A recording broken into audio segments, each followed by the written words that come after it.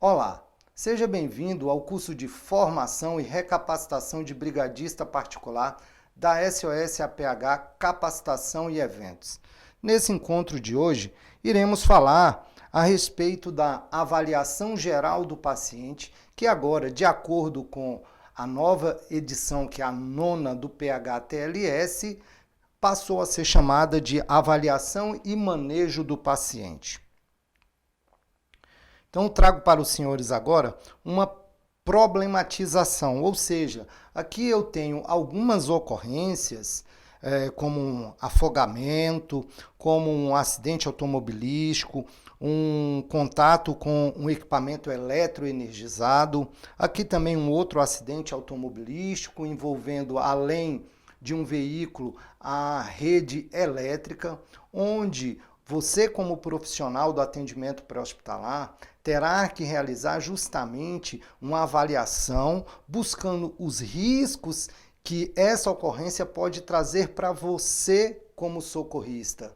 E após toda essa avaliação, reduzindo esses riscos, só a partir daí você começa a realizar o atendimento propriamente dito com o seu paciente.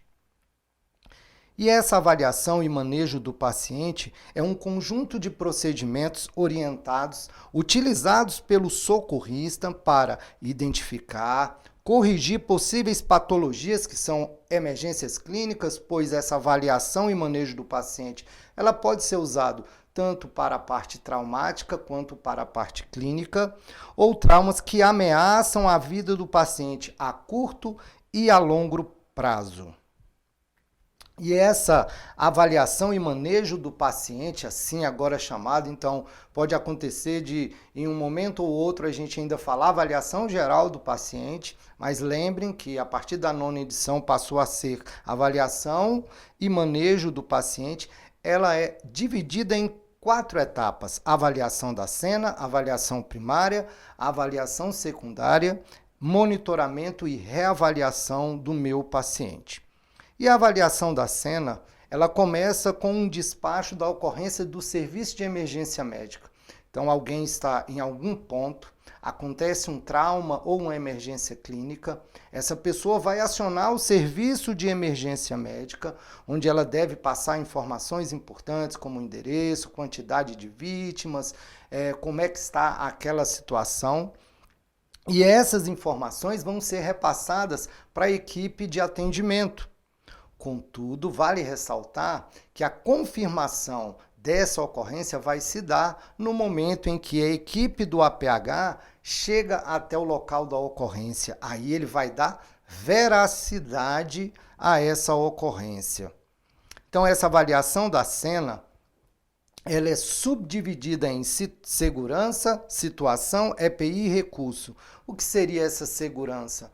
É justamente você deixar aquela cena de ocorrência em condições de atendimento, porque não existe cena totalmente segura. Você pode, em um acidente automobilístico, por exemplo, fazer uma sinalização da forma correta e vir uma pessoa sem condições de observação para aquela ocorrência e atropelar a equipe de atendimento. Situação. O que seria essa situação? É o que está acontecendo. É nesse momento em que o socorrista ele dá veracidade, ele vai direcionar o seu atendimento para uma emergência clínica ou uma emergência traumática.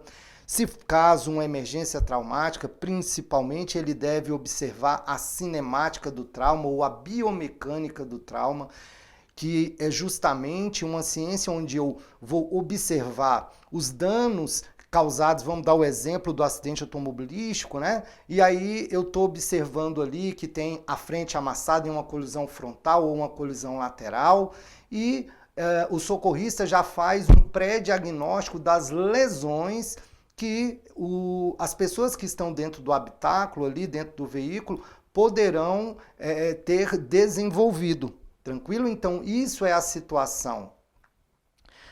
Uso de EPIs, equipamento de proteção individual dentro do pensamento da biossegurança, os básicos para o APH, máscara, luva, óculos de proteção, joelheira, capacete, e hoje com uma ressalva maior devido à questão da pandemia. E os recursos adicionais, meus senhores. O que seriam esses recursos adicionais? Então, todo o suporte que vai vir para eu conseguir dar um desfecho, o melhor desfecho para aquela ocorrência. Então, eu posso precisar do SAMU, eu posso precisar do Corpo de Bombeiro, eu posso precisar da SEB, por exemplo, naquela imagem anterior, onde eu tenho um acidente envolvendo um poste, ou seja, e está energizado, como é que eu vou realizar esse atendimento? Então eu posso precisar da SEB, da CAESB, do DETRAN. Então todo esse suporte que é deslocado para me dar um apoio é chamado de recurso adicional. Vamos continuar? Então, próxima etapa, avaliação primária. Se os senhores observaram, até este momento, o socorrista não tinha ainda tido um contato direto com o cliente. Por quê? Primeiro ele precisa deixar a cena em condições de segurança. Só a partir desse momento que este socorrista deverá iniciar esse atendimento diretamente com o seu cliente ou paciente. Então, são os procedimentos orientados para identificar, corrigir de imediato. Então, tudo aquilo que possa trazer um risco iminente de morte ou agravamento do estado do meu cliente tem que ser tratado obrigatoriamente na avaliação primária.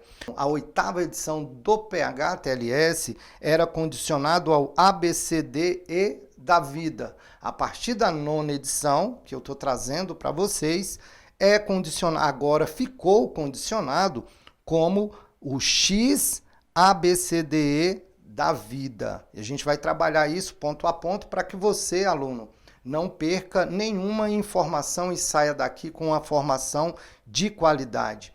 Então, essa avaliação primária, ela inicia justamente com uma impressão geral do meu cliente. Você vai chegar e observar esse cliente. Observar o quê? Coloração da pele, se ele respira, se ele não respira, se ele tem alguma fratura aparente ou uma hemorragia sanguinante. Por isso, hoje nós temos esse X antes do A. Então, ele vai fazer essa impressão geral, vai fazer essa observação e também aqui, neste momento, o socorrista deverá fazer a sua apresentação e solicitar o pedido de consentimento para iniciar esse atendimento. E aí, se após esse consentimento, ele observar nessa impressão geral que o cliente está apresentando hemorragia exsanguinante, este profissional deverá fazer uma compressão direta no ferimento, um curativo compressivo ou um torniquete. Isso nós iremos falar na aula de hemorragia, que são as técnicas de controle de hemorragia.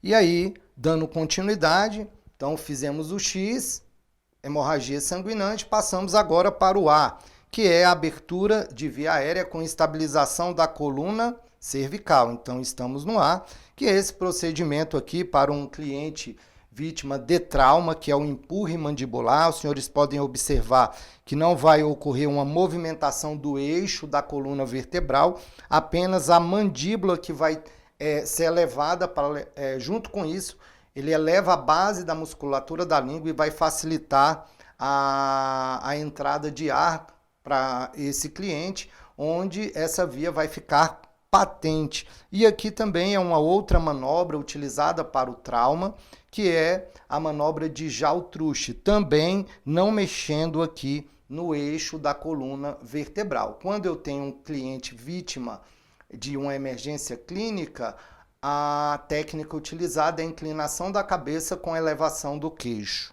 De acordo com as novas referências, dentre elas o PH-TLS, observou-se que o colar cervical ele não é indicado para todas as pessoas.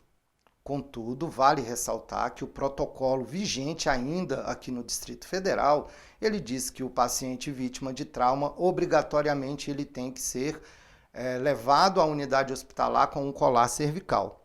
Agora, uma coisa interessante, para que esse colar cervical tenha uma eficiência e eficácia, ou seja, ele consiga imobilizar a cabeça do meu cliente, fazendo com que ele tenha 50% nessa movimentação de lateralização, e ele vai imobilizar, ele vai deixar a pessoa sem a condição de movimentação de 90% de flexão e extensão. Mas vale ressaltar quando esse colar é colocado da forma correta, no tamanho específico para aquela pessoa. No momento em que o socorrista estiver manipulando a cabeça desse cliente para a posição neutra e este cliente se queixar de qualquer uma dessas situações aqui, obrigatoriamente o socorrista deverá parar o movimento de manipulação. E aí, este cliente, como ele vai então para o hospital, César? Ele vai com a imobilização mecânica. Ele não vai com o colar cervical. Ou seja, se está acontecendo resistência ao movimento, então está ficando muito resistente, o que o socorrista tem que fazer nesse momento? Parar o movimento. Espasmo dos músculos do pescoço, começar a dar espasmo. Para o procedimento. Aumento da dor, comecei a mexer, o cliente começou a se queixar que está aumentando a dor. Para o procedimento. Início o aumento do déficit neurológico, como adormecimento, formigamento, ausência de sensibilidade daquela extremidade, o socorrista também deverá parar o movimento. Ou comprometimento da via aérea ou da ventilação. Estou começando a manipular, percebo que o meu cliente começou a apresentar uma dispneia, uma dificuldade respiratória. Aqui eu quero mostrar para vocês justamente o que é essa posição neutra. Então aqui eu tenho um movimento do pescoço ou cabeça em extensão, aqui eu tenho a flexão e nessa imagem eu tenho a posição neutra. Há algumas ressalvas, principalmente em crianças e pessoas muito obesas, porque a criança, o tórax é desproporcional à cabeça.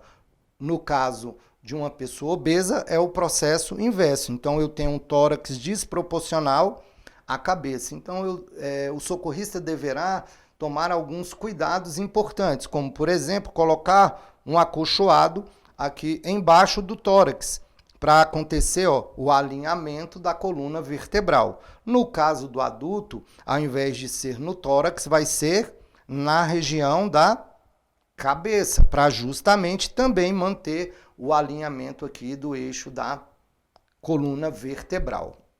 Após essa colocação na posição neutra, o socorrista deverá fazer uma avaliação criteriosa do pescoço, observando algum aumento de sensibilidade, deformidade, só para depois ele fazer a mensuração, que é essa manobra que está na imagem, ou seja, você vai utilizar aqui o trapézio e a linha imaginária do queixo, colocando os seus dedos e vai contar. Deu 3 dedos, deu 2 dedos, uma ressalva para essa situação.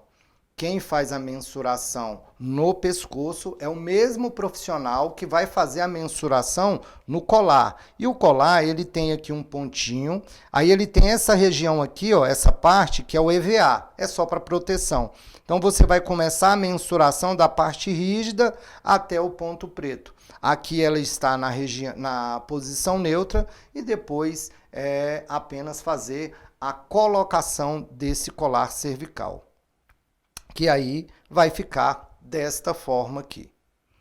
Então, passamos agora para o B, que é justamente o breathing, ou seja, a respiração.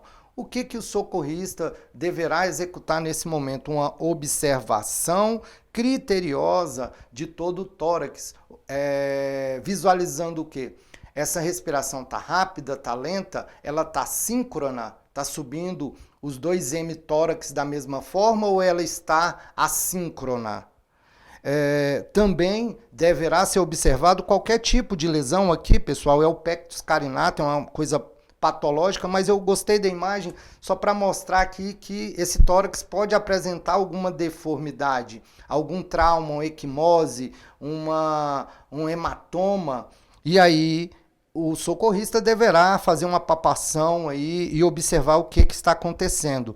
Então aqui é o pectus carinatum inferior e aqui é o pectus carinatum lateral.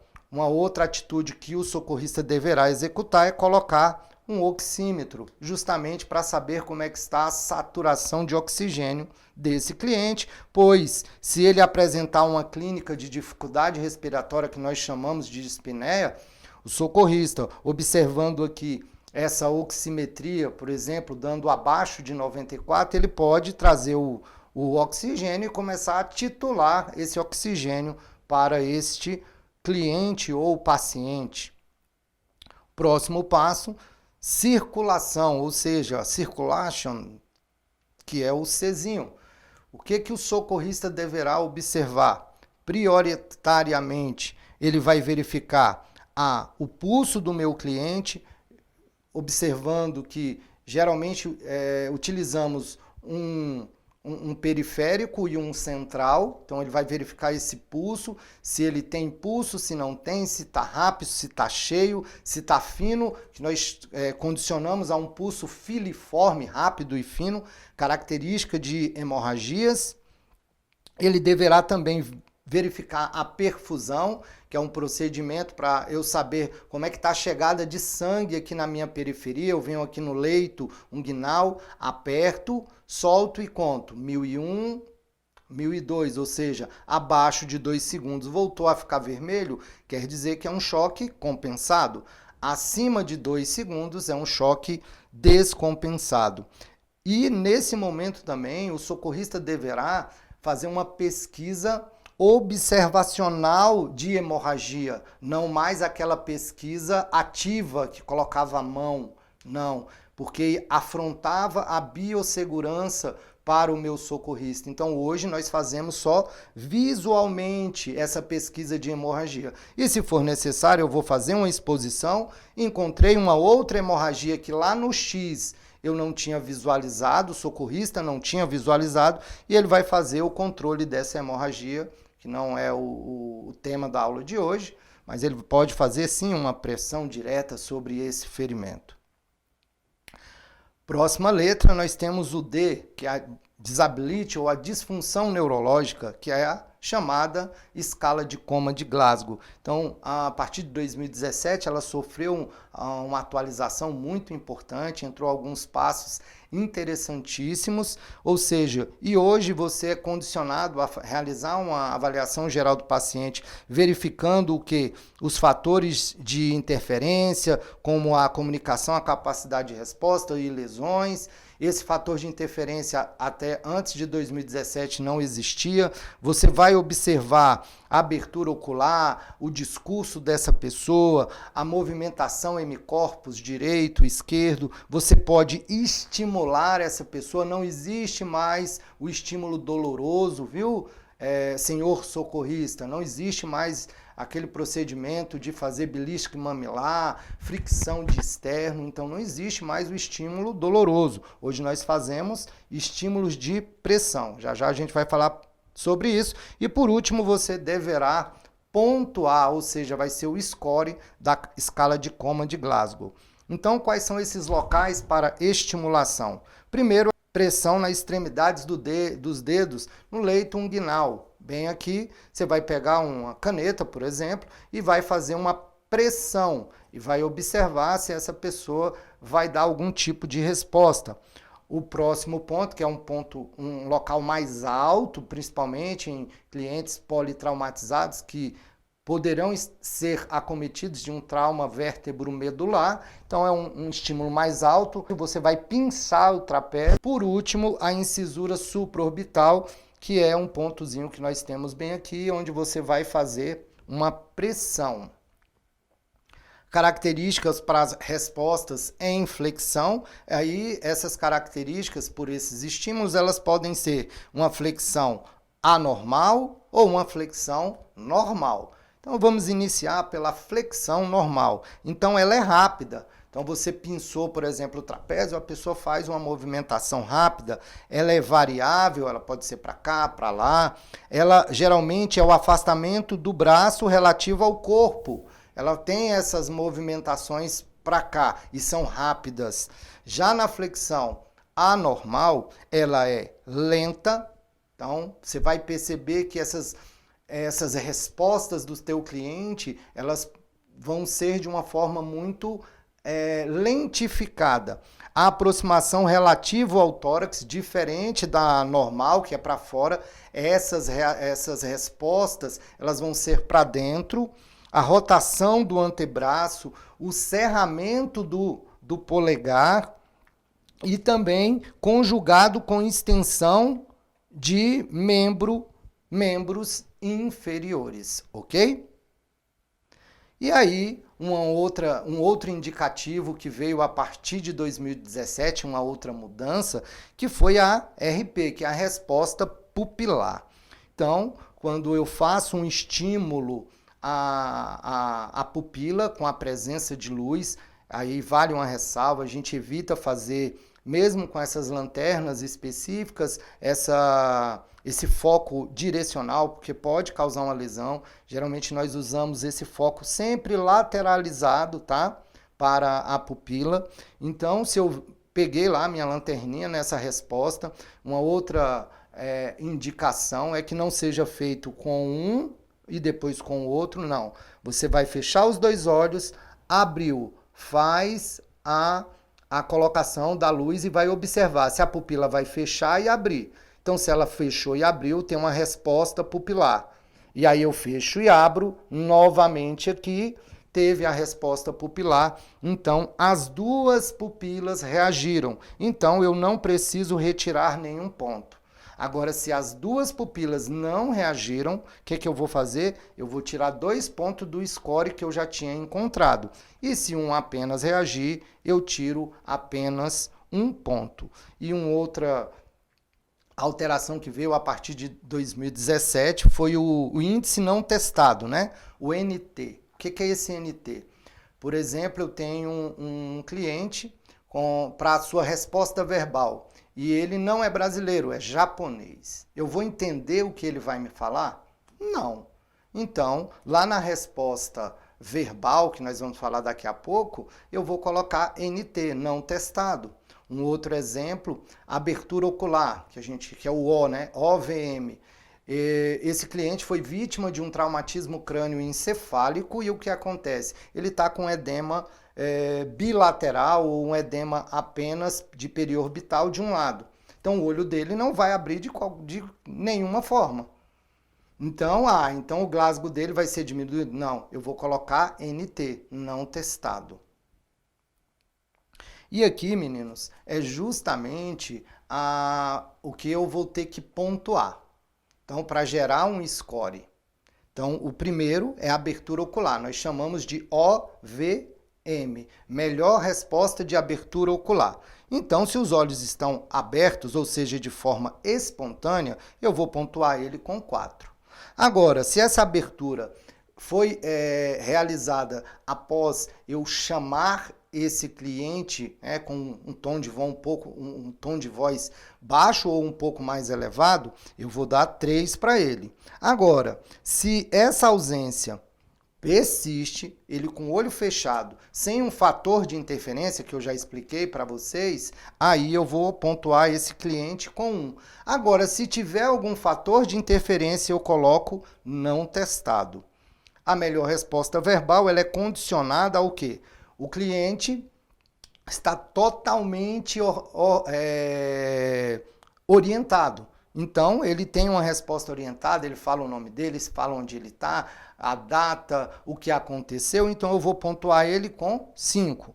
Agora, eu tenho uma resposta confusa desse cliente, ele às vezes fala o nome, mas não sabe onde está, não lembra muito bem o que aconteceu, eu dou 4. Agora, se ele está falando palavras inelegíveis, eu não consigo compreender o que ele está dizendo, 3. Se ele apenas emite sons, gemidos ou grumidos, 2. Se não tem resposta verbal nenhuma, 1. Se tem algum fator de interferência, aí eu vou colocar não testado. Como eu citei o exemplo de uma pessoa estrangeira, não fala a nossa língua. E a última é a resposta motora. Como é que vai estar a comunicação do meu sistema nervoso central com o meu sistema nervoso periférico? Então, se ele cumpre duas ordens simples, eu vou pontuar ele com 6. Se ele eleva a mão acima do nível da clavícula, ou seja, ele está localizando aquela dor, aquela pinçada que eu realizei, ele vai, justamente, eu dou 5 para ele. Agora, vamos lá, se ele tem uma flexão de membro a nível de cotovelo padrão predominantemente, claramente anormal, então é a flexão anormal, lembra aquela para dentro? Eu vou dar 3. Agora, se a extensão dos membros superiores ao nível do cotovelo, ou seja, ele está tendo aquele movimento de para dentro e extensão de membros inferiores, eu dou 2. Se ele não tem nenhum tipo de resposta, sem um fator de interferência, eu pontuo ele com 1, que eu tenho como fazer, como executar o cálculo para ter esse score. Então, a melhor abertura ocular, eu coloquei aqui o limite máximo, né, a melhor pontuação, então ele tem 4, 5 e 6 de motora. Então, OVM. Então, o Glasgow dele, até agora, 15. A resposta pupilar foi -2, então o Glasgow dele é 13. E aí ele teve uma lesão que nós chamamos de leve, entre 13 e 15, moderada entre 9 e 12 e grave de abaixo de 8. E aqui é automaticamente indicado a intubação, ok?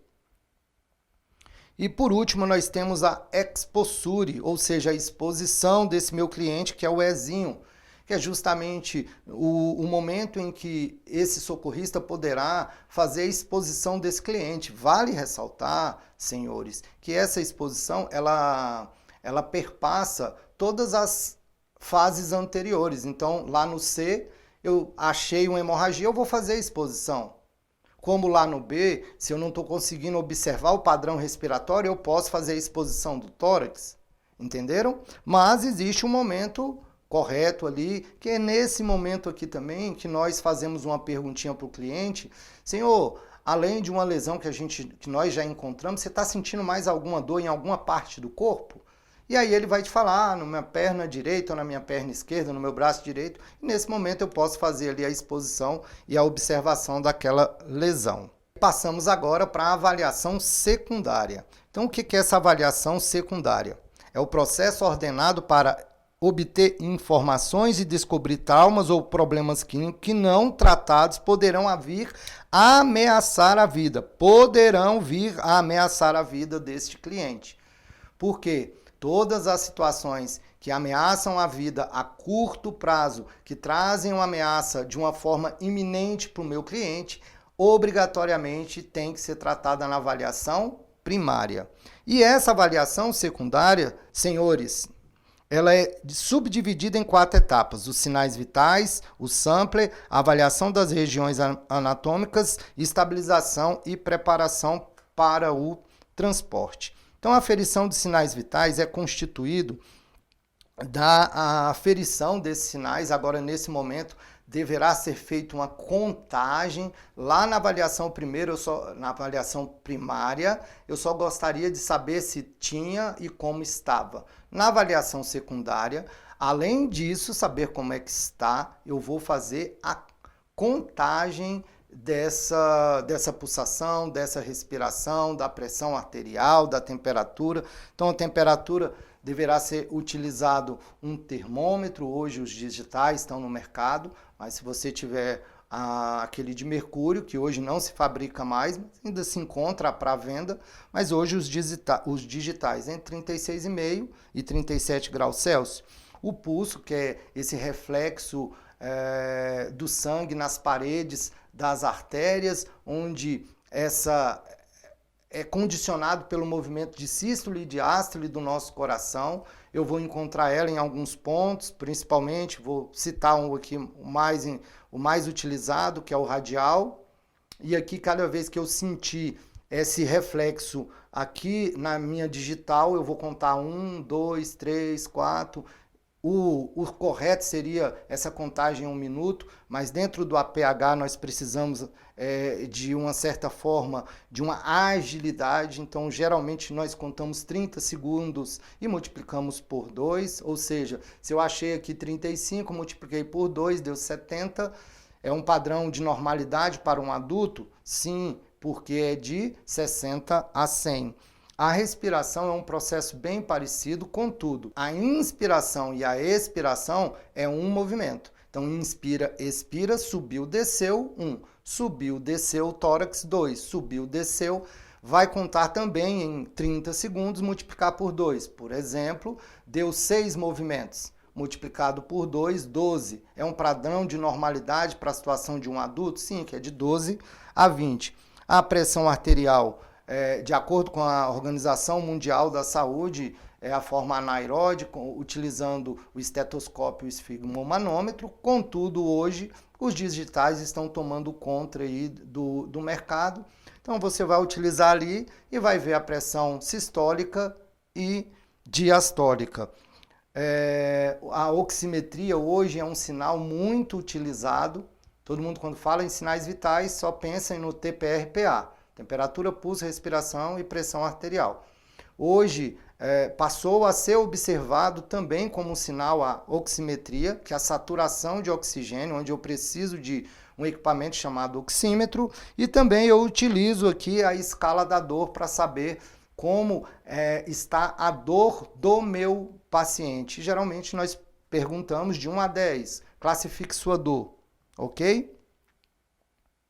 E aí nós entramos para mais uma subetapa da avaliação secundária, que é o histórico, ou entrevista, ou anamnese. Então, hoje utilizamos o método mnemônico, né, que é o sampler, que é você pegar uma sigla para mentalizar termos e definições. O indicado pelo PHTLS é o sampler. Se vocês observarem, né, as letras em azul, sampler. O S vem de sinais e sintomas, então sinal é o que você vê, sintoma é o que essa pessoa vai te relatar. O que você está sentindo? Náuseas, dores, enjoo, alergia. Você vai perguntar para essa pessoa, você é alérgico a algum tipo de substância ou alimento? Medicação, você faz algum uso de medicação, de uso rotineiro ou não? Passado médico, você tem algum problema de saúde? Líquidos e alimentos, você bebeu alguma coisa diferente por agora próximo ou ingeriu algum líquido diferente? E você lembra o que aconteceu, que é o Ezinho, o evento? Mais uma subetapa da avaliação secundária. Essa avaliação ela é feita de forma céfalo-podálica ou crânio-caudal, então ela tem uma orientação, né? Ela começa na cabeça, vai para os membros inferiores e depois para os superiores. E aí, né, na avaliação da cabeça, eu vou observar zigomático, a fronte, a região parietal, o occipital, temporal. Vou observar se tem algum sangramento no pavilhão auditivo, se tem um sinal que nós chamamos o sinal de Butler, que é um roxo aqui atrás, uma equimose de mastoide. E aí o nome característico é o sinal de Butler, que é um indicativo de traumatismo crânioencefálico, a equimose de periorbital, que todo mundo conhece como olho de guaxinim, o olho de panda. E também nós iremos avaliar como está o posicionamento das pupilas, ou seja, se elas estão normais, que nós chamamos isocóricas, se elas estão anormais, uma contraída e uma dilatada, que nós chamamos de anisocoria, se elas estão totalmente dilatadas, que nós chamamos de midríase, ou se elas estão contraídas, que nós chamamos de miose. Então, aqui a partir de agora, na avaliação das regiões anatômicas, cabeça, e aí eu vou iniciar ombro, com as duas mãos sempre juntas, nunca uma aqui e outra aqui. Eu vou passar aqui clavícula, ombro, o próximo tórax, começando pelo externo e aí a parte todinha do tórax para cá, o distal e o mais proximal. O abdômen, aqui nós iremos achar a cicatriz umbilical e dividir em 4 quadrantes, os 2 quadrantes inferiores e os 2 quadrantes superiores. O próximo passo é a região da pelvis, onde nós achamos a crista ilíaca, e iremos fazer um pequeno movimento e perguntar se ele sente alguma coisa. Se ele sentiu, ali ele pode ter uma indicação de uma lesão. Continuando, a região da genitália também deve ser avaliada. No caso do homem, pode acontecer o priapismo, que é a ereção involuntária do pênis, sem o libido, por uma lesão vértebro-medular. No caso das mulheres, principalmente sangramentos. Aqui a gente continuando para os membros inferiores, desde a raiz do membro até a total e extremidade, são de uma forma proximal para distal, o outro membro também. E ao final dessa avaliação de membros inferiores, obrigatoriamente tem que acontecer o PPS, que é a verificação do pulso, da perfusão, a sensibilidade. Você vai, né, meio que fazer um belisco ali, causar uma reação nessa pessoa, e vai pedir a verificação da motricidade. Pede para ele empurrar ou puxar a sua mão com os pés, que é o que eu vou mostrar agora na próxima imagem, esse PPSM. Então, o pulso, estão vendo aqui, ó, verificação do pulso, verificação da perfusão, sensibilidade, motricidade. Aqui ele pede para empurrar, e aí depois ele coloca a mão aqui e pede para esse cliente puxar. Nos membros superiores, a mesma coisa, vai começar a fazer a avaliação das regiões anatômicas de forma proximal para o distal, depois verificação de pulso, perfusão, sensibilidade, aperta a minha mão, que é a motricidade. Passando para a última etapa dessa avaliação secundária, que é a preparação para o transporte e também a reanimação. Vale ressaltar, caro socorrista, que esse atendimento ele é continuado, contudo, a todo momento e quando necessário, a avaliação primária ela tem que ser refeita. A todo momento eu tenho que observar se o meu cliente não está rebaixando. Acaba que às vezes você está ali naquela, né, fazendo a secundária e o cliente está com a dificuldade respiratória. Então, a todo momento, o socorrista ele deverá estar observando como é que está este cliente, se ele não está rebaixando. E aí essa preparação para o transporte, ela inicia com o rolamento, ou seja, que é esse procedimento aqui, ó, tá vendo? Esse rolamento. Quando se faz esse rolamento, é avaliado o dorso do meu cliente, que é essa parte aqui. Então, esse rolamento aqui é um rolamento de 90 graus. Esse socorrista aqui está fazendo a estabilização da coluna cervical. Então, eles fizeram um rolamento, essa mão estabiliza e ele verifica o dorso. Posteriormente a isso, esse cliente é colocado à prancha. Depois da colocação na prancha, hoje, de acordo com as novas referências, essa imagem aqui é ainda de uma referência antiga, que anteriormente se prendia primeiro a cabeça e depois o corpo.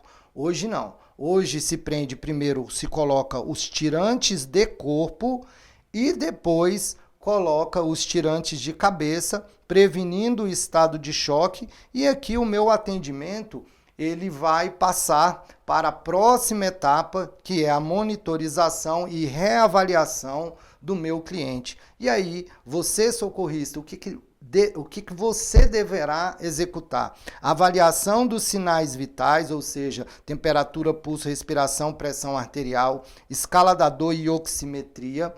O nível de consciência desse paciente através da escala de coma de Glasgow, ou seja, eu terminei esse atendimento ali, empacotei, né? Vamos falar dessa forma, empacotei o meu cliente, a partir desse momento eu começo a monitorar e reavaliar. E vale ressaltar, senhores, não só isso aqui, eu tenho que ter um olhar, uma forma holística para o meu cliente. Então, eu vou verificar sinais vitais, eu vou avaliar a escala de coma de Glasgow, mas eu também vou avaliar o estado geral do meu cliente. Com isso, e a referência traz o PH-TLS, que a avaliação primária ela é realizada em vários momentos, eu sempre estou fazendo essa reavaliação para observar se o meu cliente não está rebaixando.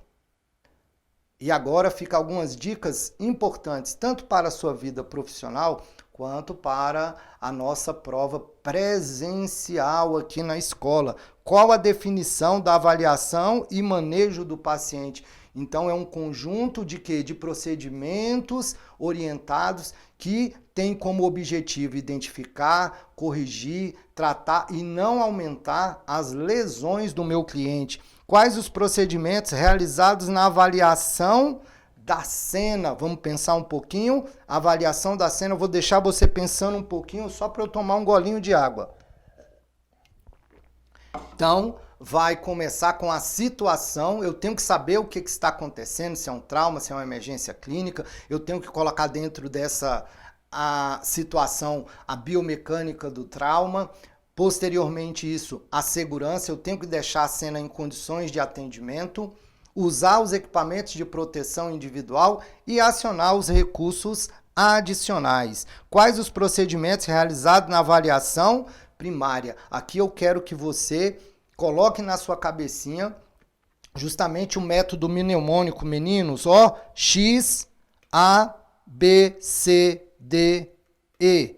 X, se ele tem uma hemorragia sanguinante, eu tenho que controlar a abertura das vias aéreas com estabilização da coluna cervical, avaliar a respiração, circulação, verificação do pulso é importante, eu tenho que pesquisar se ele não tem outra hemorragia. Aqui no B eu tenho que colocar o oxímetro, disfunção neurológica, escala de Coma de Glasgow e o Ezinho, a exposição. Quais os procedimentos realizados na monitorização e reavaliação? Então aqui eu vou avaliar e reavaliar justamente o que, senhores socorristas?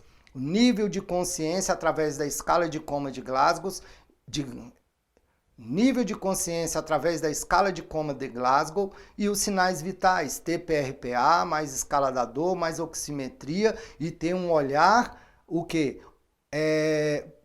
Em todo o meu cliente. Então eu não posso ficar só, nível de consciência, não. Eu vou estar observando tudo para saber se esse paciente, se esse cliente não está rebaixando, ok? Terminar essa aula de hoje com a frase de Albert Einstein: insanidade é fazer sempre as mesmas coisas esperando obter resultados diferentes. Um grande abraço e até o nosso próximo encontro.